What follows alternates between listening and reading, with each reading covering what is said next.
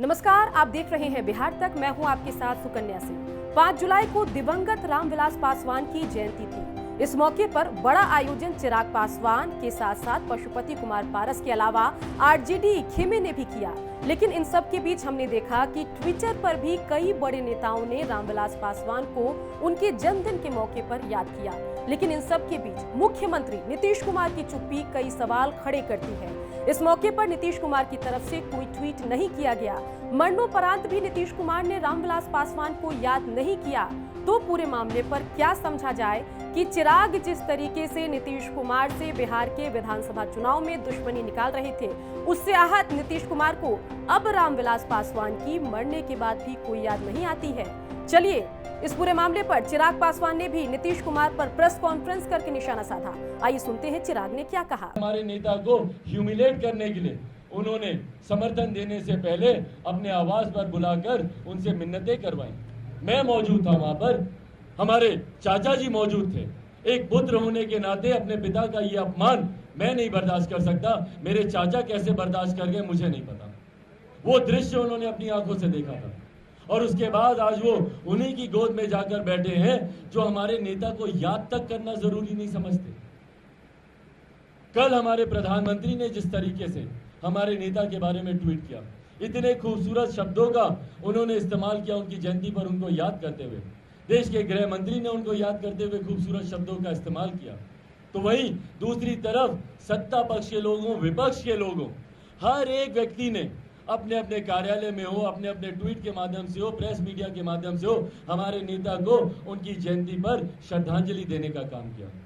पर एकमात्र व्यक्ति जिन्होंने और जिनके दल ने हमारे नेता को कल याद करने का काम नहीं किया, उनका नाम है आदरणीय नीतीश कुमार जी।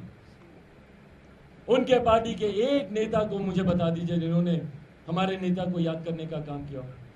एक ट्वीट बता दीजिए नीतीश कुमार जी का। और ये पहली बार नहीं है, इस तरीके से अपमानित करने का काम पहले भी मुख्यमंत्री करते रहे। पिछले साल भी आप लोगों को याद होगा कि पूरे दिन तक नीतीश कुमार जी ने हमारे नेता को जन्म दिवस की शुभकामनाएं नहीं दी थी।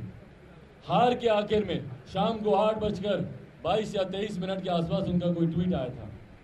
वो भी जब भारतीय जनता पार्टी, उस वक्त सुशील मोदी जी यहाँ पर उप मुख्यमंत्री थे, उन्होंने जब किया तो उसके बाद उनका ट्वीट आया। रामविलास पासवान पर नीतीश कुमार के ट्वीट नहीं करने पर चिराग पासवान ने निशाना साधा और इसके बाद बिहार में पॉलिटिकल बयानबाजी तेज हो गई। कांग्रेस और आरजेडी के नेता ये कह रहे हैं कि नीतीश कुमार जो हैं वो मरणोपरांत भी रामविलास पासवान को याद नहीं कर रहे हैं, जो बेहद दुखद है। और इसके अलावा अगर बीजेपी की बात की जाए तो बीजेपी मानती है कि बड़े नेता थे रामविलास पासवान और इसीलिए बीजेपी के सभी बड़े लीडर ने उनको याद करते हुए उनके जन्मदिन के मौके पर ट्वीट किया। आइए सुनते हैं सियासी बयानबाजी क्या चल रही है। रामविलास पासवान जी बहुत ही वरिष्ठ और सम्मानित नेता रहे हैं। उनकी कल जयंती मनाई गई। उस जयंती के अवसर पर सब लोग याद कर रहे थे। कुछ लोग तो घड़ियाली आंसू भी बहा रहे थे। जब वो जिंदा थे तब कभी सम्मान नहीं किए, लेकिन उनके मरने के बाद उनके वोटों के लिए अब उनकी जयंती मना रहे थे। अगर उनको सबसे ज्यादा किसी ने सम्मान किया तो एनडीए की सरकार ने किया, चाहे अटल बिहारी वाजपेयी की सरकार हो या नरेंद्र मोदी के नेतृत्व की सरकार हो। जितना सम्मान उनको मिला है शायद उतना कभी नहीं मिला। कल उनके जयंती के अवसर पर खुद प्रधानमंत्री नरेंद्र मोदी ने, गृह मंत्री अमित शाह ने जी ने भी उनको याद करने का काम किया।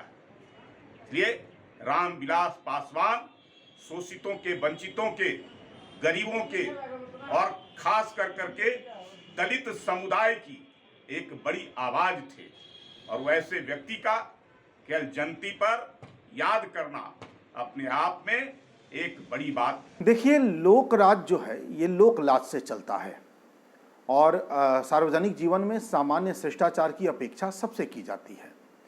नीतीश कुमार जी को ये पता नहीं होगा कि रामविलास पासवान जी की जयंती कब है, ऐसा नहीं है। राज्य में 2 बड़े बड़े राजनीतिक कार्यक्रम उनकी जयंती के मौके पर हो रहे थे और राज्य का गृह विभाग नीतीश कुमार जी के पास है। निश्चित तौर पर उन्हें पूरी जानकारी थी उन्होंने जानबूझकर रामविलास पासवान जी की जयंती पर उन्हें श्रद्धांजलि नहीं दी, उन्हें याद नहीं किया। नीतीश कुमार जी जो सोशल इंजीनियरिंग शब्द बोलते हैं ना, दरअसल ये इनका घोर जातिवाद है। ये अपने घोर जातिवाद को सोशल इंजीनियरिंग बोलते हैं। और रामविलास पासवान जी जिस जाति वर्ग से आते थे, संभव है कि नीतीश कुमार जी के सोशल इंजीनियरिंग के खांचे में वो फिट नहीं बैठता हो। बता दें कि एलजेपी क्राइसिस के लिए चिराग पासवान नीतीश कुमार को जिम्मेवार मानते हैं और साथ ही कहते हैं कि नीतीश कुमार के संबंध कभी भी रामविलास पासवान से ठीक नहीं थे। नीतीश कुमार ने हमेशा अपने पॉलिटिकल नीतियों से रामविलास पासवान को नुकसान पहुंचाया है, उनका पॉलिटिकल कद कभी बढ़ने नहीं दिया है। और ऐसे में रामविलास पासवान की जयंती के मौके पर मरणोपरांत भी नीतीश कुमार की तरफ से एक भी ट्वीट नहीं आना चिराग के तमाम सवालों को सही साबित करता है, उनके सभी आरोपों पर मुहर भी लगाता है। बिहार की खबरों के लिए आप देखते रहिए बिहार तक।